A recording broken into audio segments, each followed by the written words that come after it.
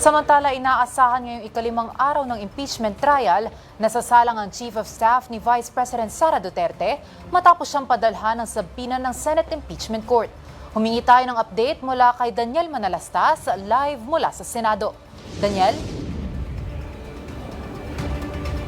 Sofia, ngayong nga pagpapatuloy ng impeachment trial ni Vice President Sara Duterte, bukod nga doon sa pagsalang ng testigo kahapon na si NBI Regional Director Attorney Jeremy Lotoc. Ngayong hapon din, inaasahang yung posibleng pagharap nga ng Office of the Vice President Chief of Staff Attorney Zulaika Lopez.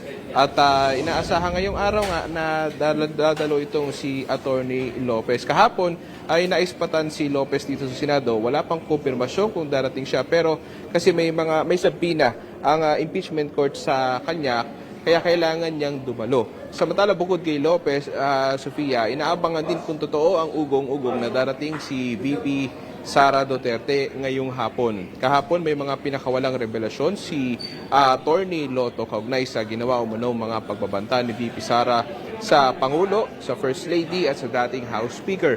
At ang mga senador binusisi kung talagang valid at may basihan ang mga salaysay ni Lotoc. Kagabi sa panayam naman kay House Prosecution Panel spokesperson at advisor dating Congressman Ace Barber, sinabi niya na sinama nila sa listahan si Lopez bilang hostile witness.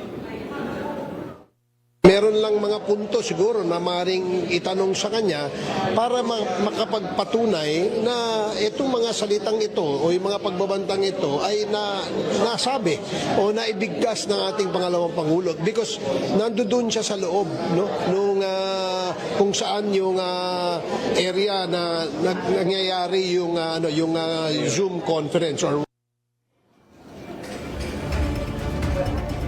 Bia, sa punto ito sa likod ko, ito yung mga kasama natin sa media, mga nag-aabang ngayon kung talagang darating nga itong si VP Sara Duterte ngayong hapon. Sofia?